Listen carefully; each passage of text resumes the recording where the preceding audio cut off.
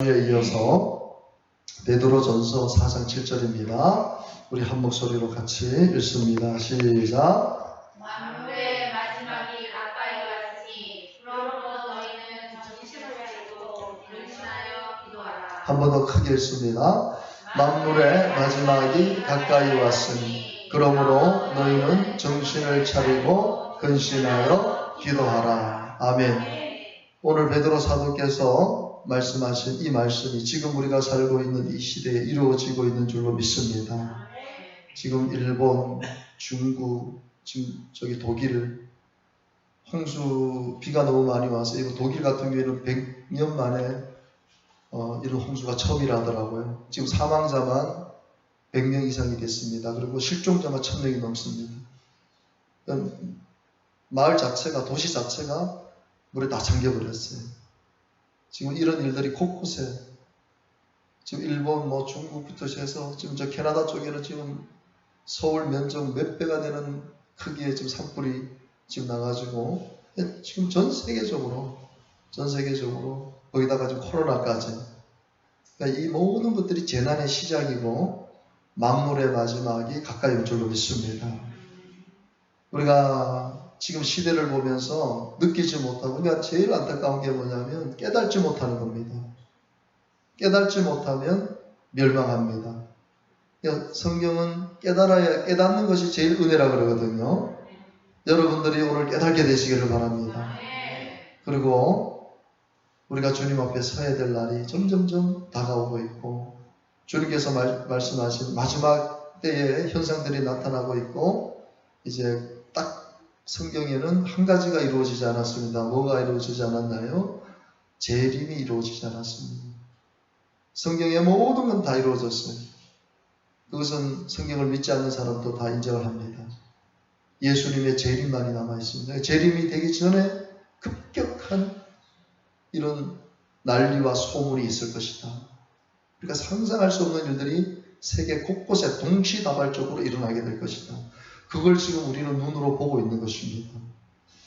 여러분, 우리가 정신을 안 차리고 오늘 말씀 제목처럼 정신을 안 차리고 기도하지 않으면요 큰일 납니다. 롯의 사위들처럼 농담으로 여기고 세상의 구조 속에서 살다 보면은요 하루아침에 멸망이 다가오는 것입니다. 노아 시절의 홍수 때 사람들이 어떻게 했습니까? 먹고 마시고 장가들고 시집갔다 했어요. 그건 뭐예요? 전혀 깨닫지 못하니까 홍수가 나서 이미 막 잠기고 사람들이 죽어나가는데도 회개하지 않고 끝까지 버티는 거예요. 그게 바로 우리 인간의 악한 본성입니다. 저는 우리가 절대로 그렇게 되지 않게 되기를 바랍니다. 우리가 주님 앞에 정신 차리고 이 마지막 때를 잘 준비해야 될 줄로 믿습니다. 특별히 우리 가정을 위해서 기도합시다. 하나님, 우리 가정이 구원받는 가정 되기 원합니다. 여러분, 눈물로 기도해야 됩니다. 가정을 위해서. 저는 새벽마다 저녁마다 저녁에는 집에서 예배를 드리면서 가족들 이름을 불러가면서 기도를 합니다. 참 마음이 어떨 때는 좀 너무 아플 때가 있어요.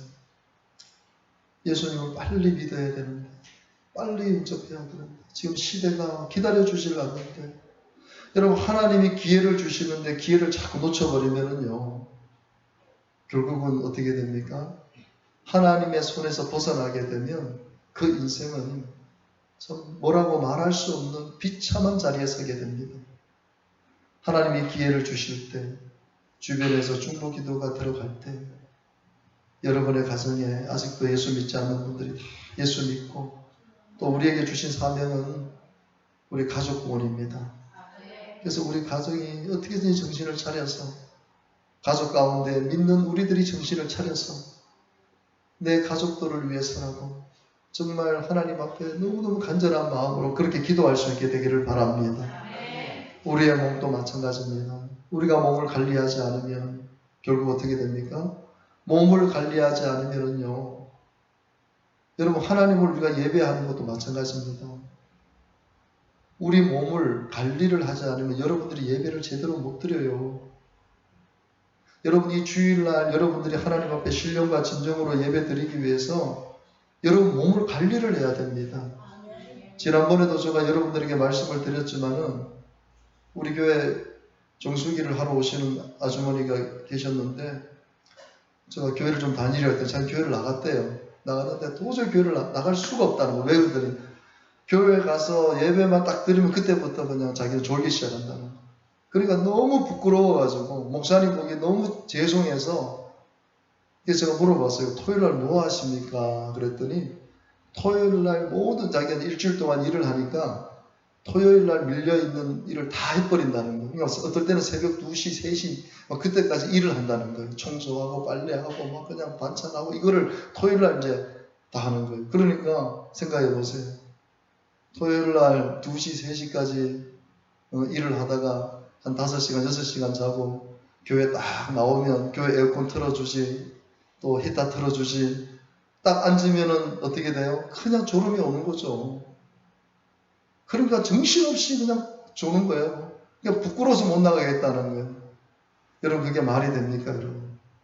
이 주일날 예배를 드리기 위해서 여러분의 몸을 안식하고 쉬어주고 하나님 최선을 다해서 신령과 진정으로 예배 드리기 위해서 그래서 여러분 우리 믿음의 손조들은 어떻게 했습니까? 토요일날 저녁에 되면은 내일 헌금할 돈을 가져와서 꾸깃꾸깃 한 것은 다리미로 다리고 그것을 봉투에다 넣어서 기도 제목을 적어서 그렇게 준비해서 다 예배를 준비했어요. 그렇게 다 예배를 몸과 마음을 다 준비해서 하나님 앞에 나와서 예배를 드린 겁니다. 그러니까 그렇게 예배를 드리니까 그렇게 준비된 마음으로 예배를 드리니까 은혜가 쏟아지는 거예요.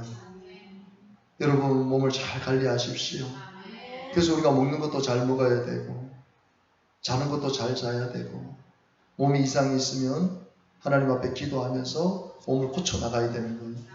근데 몸을 그냥 함부로 하고 아무 음식이나 막 먹고 그냥 세상에 안 좋은 것들을 계속 내 몸에 적용하다 보면 몸이 결국은 크로기 상태가 와서 몸이 망가지면요.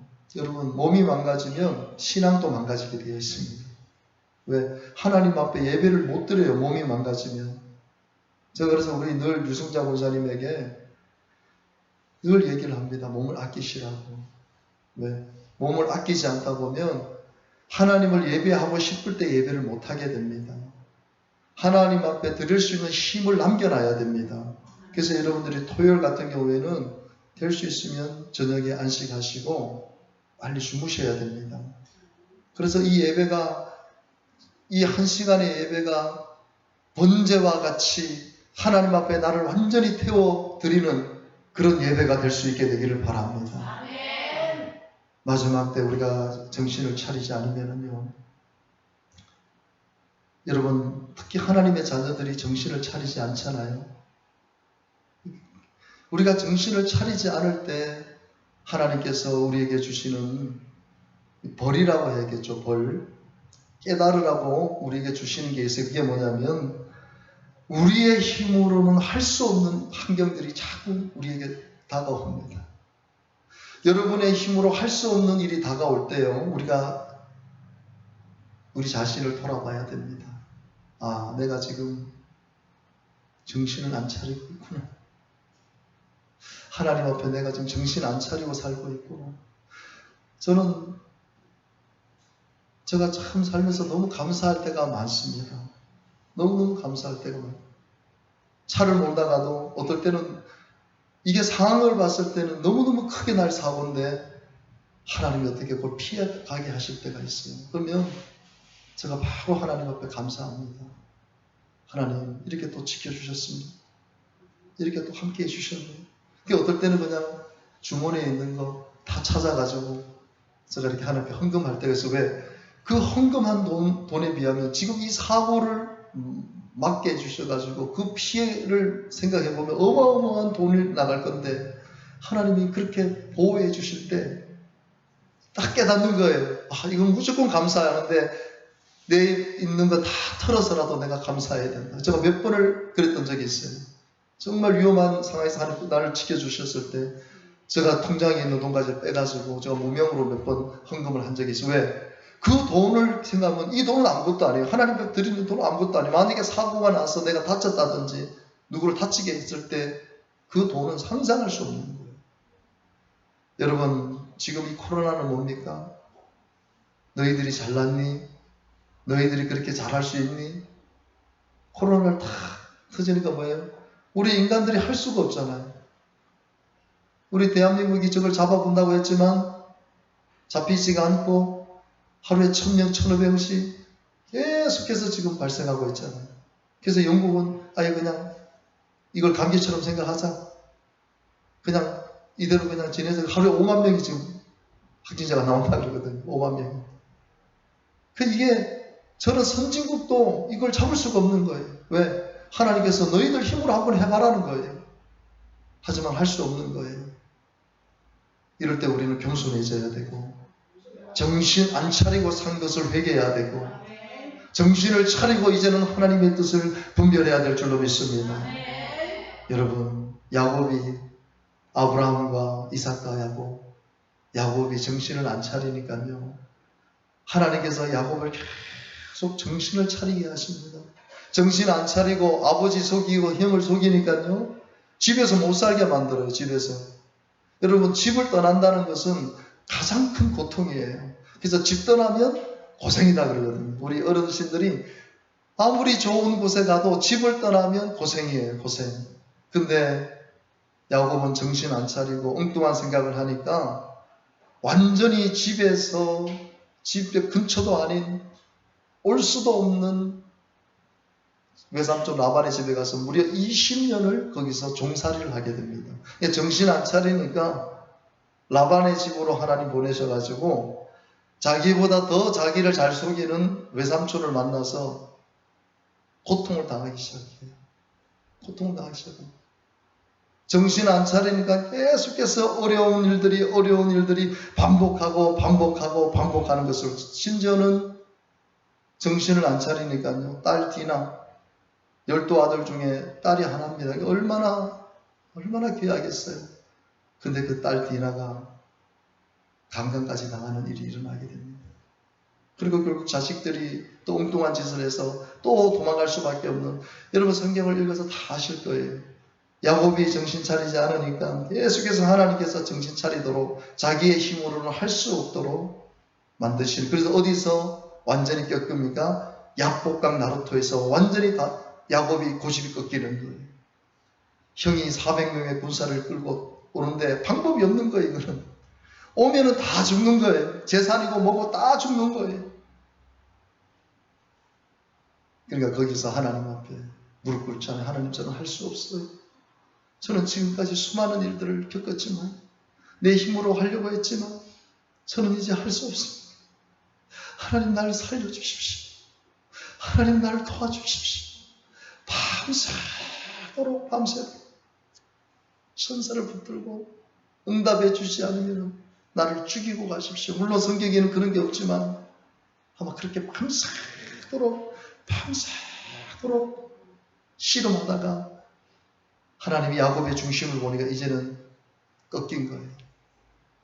하나님께서 응답해 주셔서 형과 화해하게 되고, 그 이후로도 또 정신 못 차릴 경우도 있었지만 그래도 이제는 하나님을 바라보고 바로 앞에서 내가 험악한 세월을 살았다. 그러면서 그 이후에 정말 하나님을 경외하고 12아들에게 정확하게 축복해주고 그리고 안식하는 삶으로 하나님 곁으로 갔습니다. 여러분, 우리가 정신을 차리지 않으면은 우리가 할 수 없는 일들이 너무 많이 생겨요. 하나님께서 그게 우리에게 주신 은혜입니다.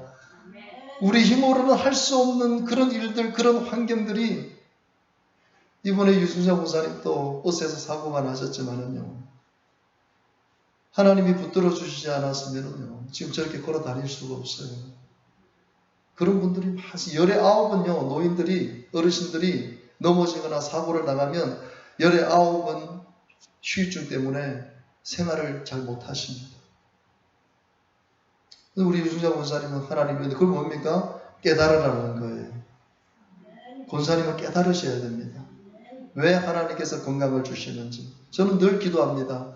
하나님, 우리 유순자 권사님 안나 선지자처럼 평생 기도의 자리를 지킬 수 있게 해달라. 제가 늘 기도를 해요. 기도하지 않으면, 기도의 사목을 못 이루면 하나님은 그렇게 깨닫게 해주시는 거예요. 여러분, 하나님께서 깨닫게 해주실 때 깨달아야 되는 거예요. 기회를 주실 때 기회를 붙잡아야 되는 거예요. 여러분, 우리가 정신을 못 차리면 어떻게 됩니까? 누가복음 21장 34절처럼 됩니다. 같이 한번 읽어봅니다. 너희는 스스로 조심하라. 그렇지 않으면 방탕함과 술 취함과 생활의 염려로 마음이 둔하여지고 뜻밖의 그날이 덕과 같이 너희에게 임하리라. 아멘. 여러분, 우리가 정신을 차리지 않으면 방탕하게 되고 술 취하게 되고 생활의 염려로 마음이 둔해지는 거예요. 마음이 둔해지면 어떤 것이 어떤 명설교를 해도 깨닫지를 못하는 거예요. 그러니까 뜻밖의, 그러니까 깨닫지 못할 때 뜻밖의 덕과 같이 재림이 온다는 거예요. 주님이 이 땅에 오신다는 거예요. 여러분, 우리는 정말 정신 차리고 하나님의 뜻을 이루게 되기를 바랍니다. 여러분, 정신을 안 차리는 사람들 보면요, 신앙생활을 하면서 정신을 안 차리는 사람들이 가장 위험한 게 뭐냐면 기도를 잃어버리게 되고 기도를 안 하게 됩니다. 여러분들이 지금 여러분 삶을 한번 돌아보세요. 내가 지금 하나님 앞에 기도하는 시간이 얼마나 되는지, 그리고 내가 하나님 앞에 지금 기도의 시간을 정해놓고 기도하고 있는지를 한번 돌아보세요. 그냥 정신을 안 차리면요, 그냥 아침에 일어나서 그냥 계속 그냥 사는 거예요. 계속 사는 거예요. 여러분들이 우리 권사님들처럼 유튜브를 통해서 새벽 예배를 드린다 그러면 그것만큼 좋은 게 없죠. 새벽 예배를 드리고 또 묵상을 하고 그리고 10분간 기도하고, 만약에 여러분들이 그렇게만 한다 할지라도 그건 어마어마한 유익이에요. 그런데 그런 것도 없이 그냥 하루 눈을 떠서 잠자리에 드는 시간까지 내가 하나님 앞에 기도하는 시간이 단 1분도 안 된다. 이거 심각한 겁니다. 그건 뭐예요? 지금 내가 정신줄이 완전 영적으로 정신줄을 놓고 다닌다는 거예요. 신앙을 완전히 잃어버렸다는 거예요. 여러분, 기도를 잃어버리면 모든 것을 잃어버립니다. 항상 여러분의 의식 속에 기도할 수 있게 되기를 바랍니다. 저는 장거리 운행할 때 제일 좋은 게 기도할 수 있는 게 제일 좋아요. 제가 뭐 서울이나 이럴 때 갈 때 물론 힘들지만은 저는 차를 타고 가면서 기도를 합니다. 왜? 누가 방해를 안 받으니까. 그럼 방언으로 막 어떨 때는 기도하고, 주여, 주여, 누구를 위해서 또 생각나는 사람 있으면 또 기도하고, 그러면 1시간, 2시간, 3시간이 금방 가요. 제가 이제 등에 통증이 있어가지고 요즘도 치료를 받고 있는데, 이 운전을 제가 너무 오래 하다 보니까 이 통증 때문에 제가 요즘 참 운전하는 게 불편하지만, 예전에는 그런 거 없을 때는 제가 어디를 가도 오늘은 기도하면서 또 가면 되겠구나. 운전하는 게 그렇게 힘들게 안 느껴졌어요. 왜? 기도하니까. 여러분, 어디를 가든지 기도하세요. 무슨 일을 하든지 기도하세요. 기도가 영적 호흡인 것이에요. 여러분들, 기도를 내가 안 한다는 것은 영적으로 숨이 끊어졌다는 거예요. 죽어 있다는 거예요. 그리고 하나님 관계, 하나님의 뜻, 하나님의 인도를 전혀 받을 수가 없는 거예요. 여러분, 오늘도 제가 여러분들에게 강보 시간에 여러분 기도 부탁을 드렸잖아요. 잊지 마시기 바랍니다. 여러분 생각나실 때 하나님, 우리 양기순 집사님, 하나님 병원에 계시는데 치료해 주시고, 하나님 불쌍히 여겨주시고, 우리 성호 집사님 감화하시는데 힘들지 않게 해주시고, 우리 이재성 아버님 불쌍히 여겨주시고 영혼을 보내주시고, 우리 각 장로님 하나님께서 강건하게 다시 한번 붙들어 주시고, 그래서 여러분들이 기도의 자리를 지키시고 기도의 시간을 만드시고 기도로 정신을 차리는 여러분들 되시기를 바랍니다. 그래서 에베소서 6장 18절도 우리가 같이 한번 읽어봅니다. 모든 기도와 간구를 하되 항상 성령 안에서 기도하고 이를 위하여 깨어 구하기를 항상 힘쓰며 여러 성도를 위하여 구하라. 아멘. 결국은 중보기도 하는 것. 중보기도를 드릴 수 있는, 그 중보기도를 드리는 것은 영적으로 확실하게 깨어 있는 거예요. 여러분들이 누군가를 위해서 중보기도하고 있고 교회를 위해서 기도하고 있고 여러분의 주변의 사람들을 위해서 기도하고 있다는 것은 영적으로 여러분들이 확실하게 깨어 있다는 거예요. 항상이라는 기도라는 말씀이 나올 때는 항상이라는 말씀이 항상 붙어 있습니다. 기도는 쉬면 안 되는 것이에요. 쉬지 말고 기도해야 되는 것이에요. 그것이 정신을 차리는 방법입니다. 여러분, 우리가 기도를 잃어버리게 되면 결국 어떻게 되냐? 하나님의 은혜를 가득하게 잊어버립니다. 오늘 여러분, 제가 오늘 우리가 불렀던 모든 것이 은혜, 은혜, 은혜, 은혜. 하나님의 은혜가 아닌 것이 하나도 없었다는 이 고백.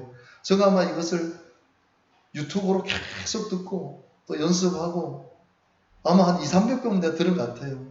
저거를 계속. 왜냐면 처음 듣는 곡이기 때문에 빨리 익혀야 되기 때문에. 근데 그렇게 듣고 들어도 맞다. 맞아. 모든 것이 하나님의 은혜였지. 그 어느 것 하나도 은혜가 아닌 것이 없었어. 맞아. 근데 여러분, 정신을 못 차리면 어떻게 되냐면요. 은혜를 기억도 못하고 은혜 상실증에 걸립니다. 하나님이 그렇게 은혜를 주셔도 감사할 줄 모르고 그저 원망하고 불평하고 결국 그렇게 살다가 어떻게 돼요? 그 인생이 망가지는 거예요. 그리고 사람 관계도 깨지고 하나님 관계도 깨어지게 되는 거예요. 그렇게 되지 않게 되기를 바랍니다. 우리가 정신을 차리지 않으면 분명한 소망을 가져야 되는데 소망이 없어져요. 우리의 소망은 딱 하나입니다. 예수님이 우리의 소망이 되십니다. 여러분, 우리가 지금 열심히 노력합니다. 그리고 우리가 꿈을 이루려고 합니다. 하지만 여러분, 그것이 세상적인 것이라면 의미가 없는 거예요. 우리가 세상적인 기준을 가지고 소망을 가지고 노력하고 그냥 열심히 살고 돈을 벌고 집을 넓히고, 저는 뭐 연예인들이 간혹시 스타들이 뭐 아파트를 무슨 건물을 매입했는데 그게 50여 개 매입했는데 지금은 그게 100억, 2배 가까이 그리고 살고 있는 집이 휘황찬란한 그런 걸 이렇게 보면 나와요. 그럼 한편으로는 부럽기도 하지만은 한편으로 생각하면 저렇게 좋은 집에서 저렇게 떵떵거리고 산들 하나님 안 믿으면 무슨 소용이 있나 그런 생각을 가집니다. 하나님 안 믿으면 무슨 소용이 있어요. 여러분, 우리의 소망은 그리스도입니다. 그래서 우리가 늘 고백할 수 있는 이 고백, 예수님 한 분만으로 만족하게 하소서. 우리의 신앙, 최고조의 신앙은 어디서 나옵니까? 예수님 한 분만으로 만족하는 거예요. 돈을 잃어버리고 때로는 건강을 상실하고 때로는 참 말할 수 없는 고통에 빠진다 할지라도 내가 예수 믿는 것 그 하나만으로도 나는 만족합니다. 그런 사람을 누가 건드리겠습니까? 그런 사람은 건들 수가 없어요. 마귀도 건들 수도 없고 이 세상에 어떤 악한 사람도 건들 수 없어요. 왜? 하나님이 보호해 주십니다.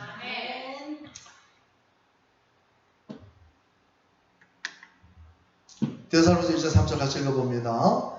너희의 믿음의 역사와 사랑의 수고와 우리 주 예수 그리스도에 대한 소망의 인내를 우리 하나님 아버지 앞에서 끊임없이 기억하게 되기를 바랍니다. 예수 그리스도에 대한 소망. 그러니까 우리가 예수님에 대한 소망이 있으면 우리는 인내하게 돼요. 어떤 어려움에도 인내하게 됩니다. 여러분, 지금 내가 다시 한번 여러분 자신을 돌아볼 수 있게 되기를 바랍니다. 나는 지금 예수님 한 분만으로 만족하고 있는가? 예수님이 내 인생의 진정한 소망이신가? 여러분 자신을 한번 돌아보시고 다시 주님 앞에 고백할 수 있게 되기를 간절히 바랍니다. 여러분, 정신을 안 차리면 마귀에게 계속 농락을 당합니다. 농락. 마귀가 우리를 농락합니다. 그냥 이런 표현 있죠. 가지고 논다. 우리가 어떤 경기를 하는데, 축구 경기를 하는데 너무 실력 차이가 나요. 그러면 이런 표현을 합니다. 야, 가지고 놀더라. 그러니까 그 상대방을요, 막 가지고 노는 거예요. 그 실력 차이가 너무 나면 가지고 놉니다, 진짜. 그 사람을 가지고 놀아요. 여러분, 사자들이 보면은요, 어떤 짐승을 딱 잡아놓고 바로 먹지 않고 가지고 놀 때가 있어요. 툭툭툭 치고 도망가면 또 가서 또 잡았다가 물었다가 또 나중에 도망가고 그냥 완전히 혼을 빼놓는 거예요. 여러분, 이게 영적으로요. 지금 마귀에게 그렇게 농락당하는 사람들이 얼마나 많은지 몰라요. 이제 정신 차리지 않으니까 마귀가 완전히 막 가지고 노는 거예요. 지멋대로 막 가지고 놀다가 감당할 수 없는 일들을 만들어 놓고 제정신이 돌아오게 만드는 거예요. 그럼 그때는 자기가 할 수 있는 아무것도 없어요. 이태원이라는 그 젊은 청년도 어떻게 보면 마귀에게 완전히 농락당한 거죠. 아니, 여자를 만났는데 만나서 여자가 싫다면 안 만나면 되잖아요. 근데 계속 만나달라고 그러고 안 만나준다니까 결국 어떤 마귀가 완전 사로잡으니까요. 죽여버리겠다. 배달원으로 들어가서 새 모녀를 다 죽여버린 거예요.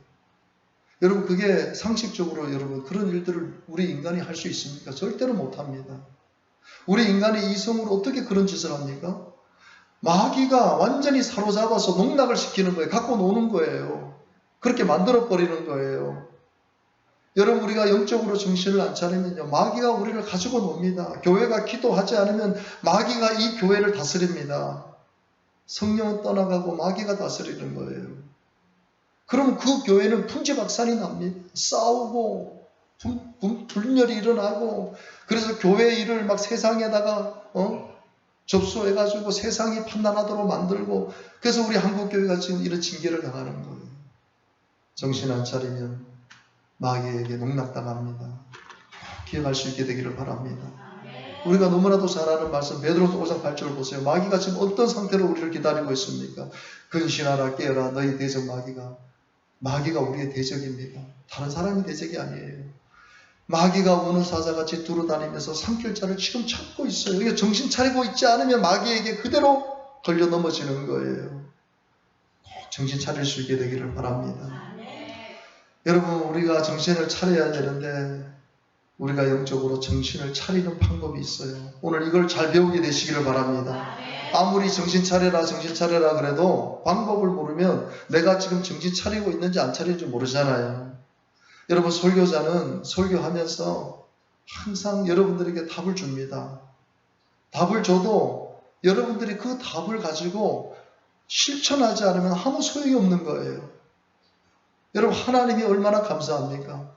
하나님이 만약에 수학 공식처럼 문제를 우리에게 톡톡 줘서 풀어라 하면은 풀 수 있는 사람은 풀지만은 풀지 못하는 사람은 이 수학이라는 것에 안 되는 사람은 어떻게 그걸 풀 거예요? 수학을 좋아하고 머리가 좋은 사람들은 탁탁탁 풀어내지만 그렇지 못한 나 같은 사람은 수학하고 전혀 상관이 없는 사람은 나 같은 사람은 만약 하나님이 그런 식으로 문제를 내면 저는 한 번도 못 맞출 거예요. 근데 하나님은요, 답이 너무 쉬운 거예요. 정확한 거예요. 그대로만 하라는 거예요. 여러분, 그대로만 하십시오. 하나님은 절대로 수학을 내놓고 우리가 풀으라고 하신 분이 아니에요. 항상 답을 주시는 분이세요. 답대로만 하면 되는 거예요. 정신을 차리는 방법 중에 제일 중요한 게 뭐냐면 말씀을 청종하여 잘 듣는 것이에요. 여러분, 오늘 여러분들이 말씀을 잘 들으시기를 바랍니다. 그래서 내가 여러분들에게 얘기하죠. 설교 시간에 졸지 마십시오. 그 좋은 것은요, 여러분들이 한번 생각해보세요. 내가 지금 돈이 1,000만 원이 있어요. 1,000만 원이 있는데 이 1,000만 원을 누가 가져가요. 도둑질 당해요. 1,000만 원이 내 옆에 있습니다. 근데 내가 정신을 안 차리면 이걸 누가 갖고 가요. 그러면 지금 내가 1,000만 원 있는데 졸 사람 누가 있습니까? 아무도 없을 거예요. 잃어버리지 않으려고 막 돈을 움켜잡고 집에 갈 동안, 은행에 갈 동안 다 그냥 긴장해서. 근데 간혹씩 참 저는 이해가 안 되는 게 택시 안에서 현금 1억씩을 놓고 내리시는 분이 있다더라고요. 물론 뭐 슈퍼겠지만 그걸 놓고 내리는 분이 있대요. 그래서 결국은 이제 찾는 분도 있지만은, 야, 어떻게 그래 돈 1억 몇천만 원을 그래. 그러니까 그게 정신이 나간 거죠, 사실은. 아무 생각이 없는 거죠. 자기가 지금 1,000만 원이라는 돈, 1억이라는 돈을 지금 갖고 있는데 거기에 대해서 크게 생각을 안 하고 있으니까 놓고 내리는 거예요.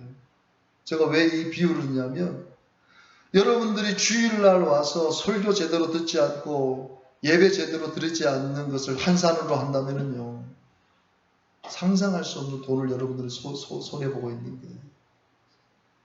마귀들이 여러분들 지금 영적인 돈을 다 빼앗아 가는 거예요. 그러니까 졸죠. 그 예배 집중 못하죠. 하나님 말씀을 청종하기 위해서 여러분들이 최선을 다해야 됩니다. 제일 성도에게 있어서 제일 중요한 게 뭐냐? 말씀을 청종하는 거예요. 여러분 아이들이 공부를 잘하면, 어제 우리 재한이 정년하고 제가 이제 창세기 공부 하고 있는데, 우리 재한이 정년이 보니까 총명해요. 그래서 고등학교 때 내가 고등학교 때 공부 좀 열심히 했나 했더니 열심히 안 했대요. 안 했는데 재한이 정년이 딱 답을 줘요. 뭐냐면 수업 시간에 나는 선생님 말씀 잘 듣는 거 하나는 자기는 한다는 거예요. 학원도 안 다니고 나는 아무것도 그냥 하지 않지만 수업 시간에 선생님 말씀은 나는 잘 듣는다는 거예요. 그래서 내가 그 딱 듣고, 아, 우리 재한이 청년이 하나님께서 지혜를 주셨구나. 그때는 뭐 하나님 안 믿었겠지만은, 그리고 학원도 안 다니고 집에서 공부도 안 하지만 수업 시간에 선생님이 하는 그 수업에 대해서는 자기는 듣는다는 거예요. 그게 정답입니다. 사실은 지금 학원 이게요, 불필요한 거잖아요. 어떻게 보면 학교에서 선생님이 하는 것만 잘 배워도 충분히 되는데, 이것이 학교 지금 교육이 죽다 보니까 학원 시장이 지금 우리나라는 이거를 어떻게 할 수가 없어요.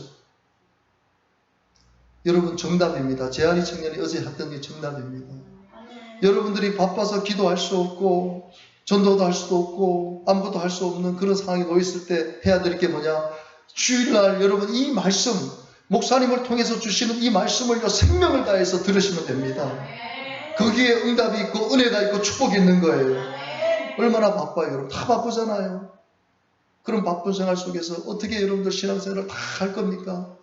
하지만 하나님께서 주신 이 거룩한 시간에 정말 오늘도 하나님께서 목사님을 통해서 주시는 저 말씀, 내가 단 한 말씀도 놓치지 않기 위해서 여러분들이 집중하고 들으면은요, 하나님 복을 주십니다. 그리고 거기서 정신이 번쩍번쩍 드는 거예요. 저는 청년 때 이러면 항상 항상 앞자리 앉아서 예배 드렸어요. 항상 앞자리 앉아서 목사님 말씀을 아멘. 그러니까 예배 드리고 나면요, 성도들이 저한테 하는 얘기가 있었어요. 얼굴이 어쩌면 이렇게 환해졌냐고. 왜? 은혜를 받으니까. 좋은 거는 어떻게 좋습니까, 여러분? 이 앞에 앉아서 어떻게 좋을 거예요? 왜 내가 여기 앞에 앉느냐? 앞에 앉은 목사님밖에 안 보이시고. 저는 처음에 신앙생활 때 그렇게 신앙생활을 그러니까 얼마나 은혜를 많이 받았겠어요. 그러니까 세상 것을 다 끊고 주님 앞에 헌신하겠다고 목사가 된 거예요. 여러분에게도 그런 은혜가 있게 되기를 바랍니다. 아멘. 여러분 신명기 28장 20절 같이 읽어봅니다.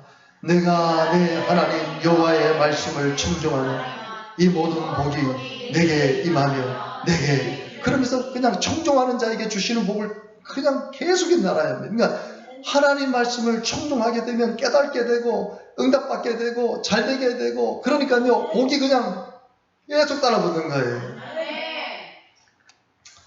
여러분 신명기 28장 62절에 보면은 너희가 하늘의 별까지 말할지라도 내 하나님 여호와의 말씀을 청종하지. 그러니까 우리가 망하는 이유, 우리가 잘못되는 이유가 뭐냐? 하나님 말씀을 청종하지 않게 되면 얼마 남지 않았다는 것은 이제 망하게 된다는 거예요. 결국 이스라엘 백성이 망하게 되는 이유가 뭐냐? 너희들이 나의 말을 청종하지 않은 결과라는 거예요.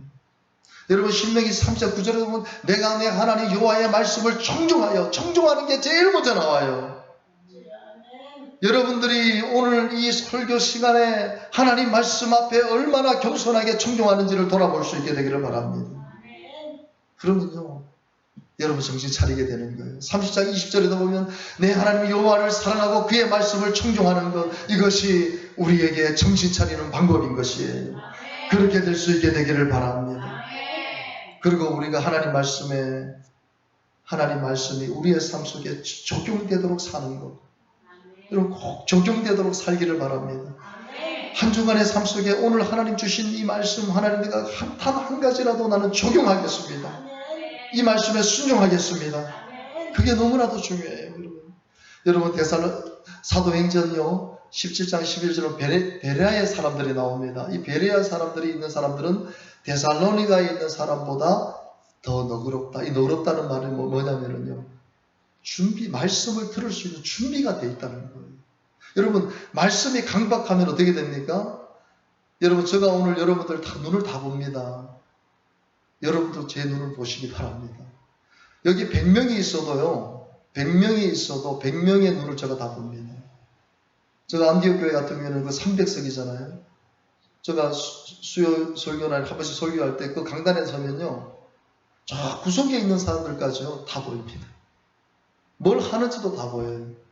참 신기하죠. 그 큰 교회에서도요, 제가 뭐 2000석 그런 쪽에서도 한번 서봤지만은요, 딱 서면은요, 저 구석에 있는 사람이 지금 집중하는지 안 집중하는지도 하나님께서 목회자에게 그런 마음을 주십니다. 이게 통찰력이라는 것이죠. 여러분 마음을 강박하게 하지 않게 되기를 바랍니다. 내가 왜 이 얘기를 하냐면, 설교를 듣는데 설교가 팅팅팅팅 튕겨 나오는 사람들이 있어요. 팅팅팅 튕겨 나와요. 나는 설교하고 있는데 그 사람은 내 설교를 팅팅팅팅 받아치는 거예요. 그건 뭐예요? 마음이 굳어졌다는 거예요. 강박하다는 거예요. 근데 베레아에 있는 사람들은 너그러운 거예요. 왜? 말씀을 받을 만한, 그러니까 옥토밭인 것이죠. 여러분, 오늘 여러분들이 옥토밭이 되시기를 바랍니다. 그래서 내가 예배를 위해서, 우리 권사님들은요, 최소한 예배 5분 전에는요, 다른 거 하시면 안 돼요. 우리 권사님들은요, 최소한 한 10분, 15분 정도는 앉아서 기도하십시오. 통성으로 기도하시고, 방언으로 기도하시고, 그게 아멘. 그래서 여러분, 예배 분위기를 만들어줘야 되는 거예요. 우리 교회가 순복음 교단 아닙니까, 여러분? 우리 순복음 교단의 특징이 뭡니까? 예배 전에 방언으로, 통성으로 회개하면서 눈물 흘리면서 기도하는 거 아닙니까? 그걸 누가 할겠어? 우리 권사님들이 그렇게 만들어줘야 되는 거예요. 아, 예배 전에는 저렇게 통성으로 눈물을 흘리면서 기도하는 거구나. 제가 이렇게 얘기하지 않아도 우리 권사님들이 그렇게 하실 줄 압니다. 그렇게 해서 여러분들이 예배 오시면은요, 통성으로 기도하세요. 왜? 여러분들이 집에서 기도 못 하잖아요. 여러분 학교 가서, 직장에서 어떻게 통성으로 기도할 거예요? 통성으로 기도할 수 있는 곳은 교회밖에 없어요. 근데 교회까지 와서도 그냥 우물우물 하면 어떻게 할 거예요? 여러분의 영혼이 지금 어떻게 될 거예요? 하나님 앞에 통성으로 기도하면서 여러분 안에 있는 찌꺼기들이 나오고, 그리고 마음이 너그러워지고 마음이 열려서 하나님 말씀을 받아야 되는 것이에요. 그래서 보세요. 간절한 마음으로 어떻게 해요? 말씀을 받는 거예요. 받는 거. 여러분들이 오늘 제가 전하는 말씀을 받아야 되는 거예요.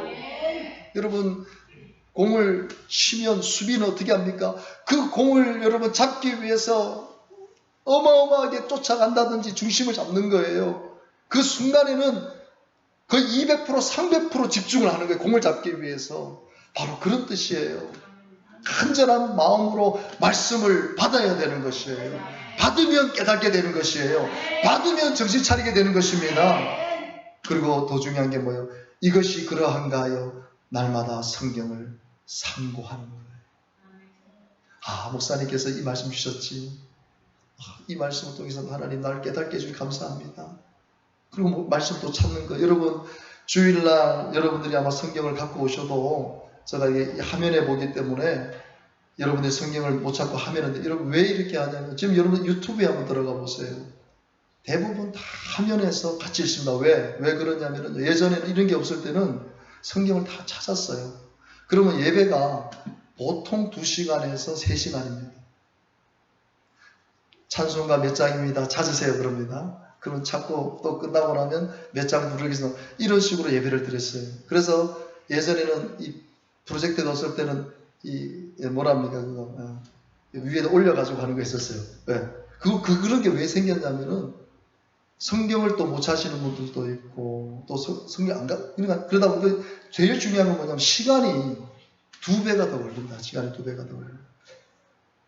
제가 오늘 여러분 이 성경 구절을, 여러분 오늘 몇 장인데 찾으시기 바랍니다. 빨리 찾으시는 분들 늦게 기다려야 돼요. 그러면 예배가 어떻게 되냐? 제가 이 설교가요, 여러분, 오늘 좀 제가 설교 죄송합니다만은, 제가 설교가 이게 1시간에서 1시간 반짜리 설교입니다, 사실은. 이 1시간에서 1시간 반짜리 설교를 어떻게 이제 30분에 제가 맞추려고 노력을 하는 거예요. 근데 여러분, 이 성경을 지금 다 찾잖아요? 그러면 내가 30분으로 줄여놓은 설교가 1시간 이상 넘어가게 됩니다. 여러분, 지금 우리 한국에 만약에 예배를 2시간, 3시간 드린다고 했을 때 적응할 성도들이 많지가 않아요. 특히 새로 오시는 분들은요, 만약에 한 2시간, 3시간, 여러분들이 새신자 딱 모시고 왔는데 예배를 한 3시간 드렸다. 그 사람 다음 주에 나오겠어요, 안 나오겠어요? 절대로 안 나옵니다. 시대가 그런 시대가 된 거예요. 여러분, 그 좋은 게 뭡니까? 제가 지금 이렇게 지금 유튜브를 지금 이렇게 찍는 이유가 뭡니까? 여러분들이 집에 가서 유튜브를 다시 보면서 성경을 찾으라는 거예요. 아, 목사님이 오늘 우리에게 주신 이 말씀 찾아보라는 거예요. 사도행전 17장 11절 같으면 집에 가서, 여러분, 제가 제일 안타까울 때가 뭐냐면 어떤 분들은요 굳이 찾으려고 해요. 굳이. 지금 저는 설교를 다른 설교하고 있는데 그 전 성경을 찾고 있어요. 그럼 어떻게 돼요? 들어야 될 설교를 성경 찾는다고 못 듣는 거예요.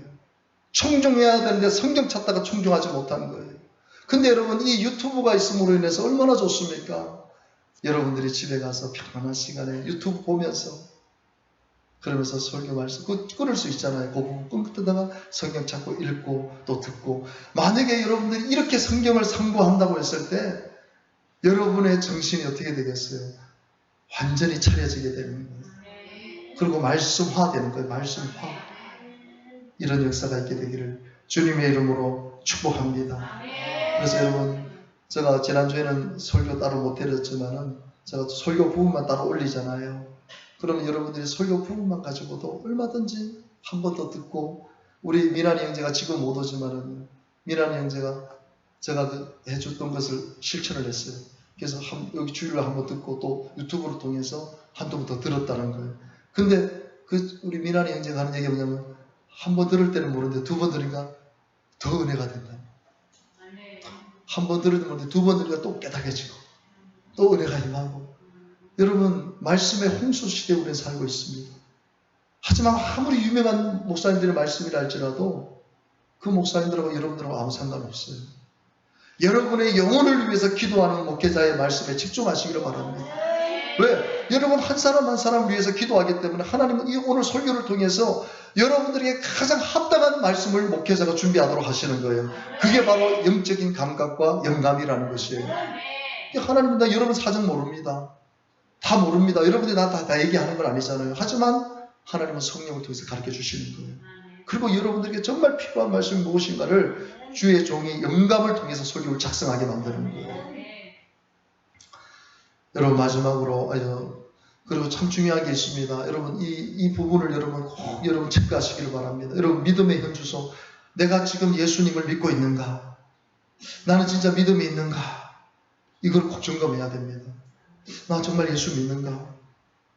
나 정말 예수님 영접했는가? 나 정말 구원 받았는가? 이거를요, 여러분 수시로 점검해야 됩니다. 물론 예수님을 믿으면 내가 정말 예수님 영접하면 그건 일회성입니다. 우리가 구원 받습니다. 하지만 믿음이라는 것은 언제 어느 때 떨어질 수 있는 거기 때문에 항상 체크해야 되는 것이에요. 여러분, 고린도후서 13장 5절 크게 읽습니다. 너희가 믿음 안에 있는가? 너희 자신을 시험하고 너희 자신을 확증을 할 수도 없네요. 믿음 안에 믿고 있어요. 믿는 사람들에게 주신 말씀입니다. 너희가 믿음 안에 있는가? 너희 자신을 시험해 보라는 거. 내가 정말 믿음이 있는가? 내가 예수 믿고 있는가? 그리고 자기 자신을 확증할 때까지 점검하라는 거예요. 이것이 정신을 바짝 차리는 거예요. 간혹시 이런 목회자도 내가 정신 차리지 않으면 내가 진짜 믿음이 있는가? 어휴, 큰일 났네. 점검합니다. 주여 불쌍히 여기시고 믿음을 주소서. 그리스도를 향한 믿음으로 충만케 하소서. 그렇게 되시기를 주님의 이름으로 축복합니다. 마지막으로 여러분, 가장 정신을 차리고, 그리고 하나님께서 이런 사람들에게는요, 정신이 번쩍번쩍 들도록 능력을 주세요. 그게 뭐냐면 주님의 지상 명령, 복음을 전하는 그 일을 감당하는 사람. 이런 사람은요, 하나님께서 정신이 번쩍번쩍 들도록 은혜를 주십니다. 여러분들이 복음을 전할 수 있는 마음, 여러분 유언 아닙니까? 그죠? 우리 교회 제자 되고 제자 삼아 주님의 지상 명령을 이루는 것. 이것이 주님의 유언이거든요. 여러분들이 부모님께서 하신 유언을 우리가 잊지 않는 것처럼 예수님께서 우리에게 주신 유언을 잊으면 안 돼요. 그게 바로 지상 명령입니다. 복음을 전하고 전도하는 것입니다. 여러분 마태복음 16장 15절 같이 한번 읽어봅니다. 또 이르시되 너희는 온 천하에 다니며 만민에게 복음을 전파하라. 아멘. 어떤 경로를 통해서든지 하나님 내가 복음 전하기 원합니다. 여러분 우리 대한민국이 130여 년 전에 선교사님들이 들어왔어요. 그 선교사님들이 바로 이 말씀 붙잡고 들어오신 것입니다. 만민에게 복음을 전파해야 될 사명이 우리 교회와 여러분에게도 있다는 것이에요. 근데 뭐 정신이 없는 사람은요, 정신이 나간 사람은요, 아예 전도하고 복음 전하는 일에 관심이 없어요.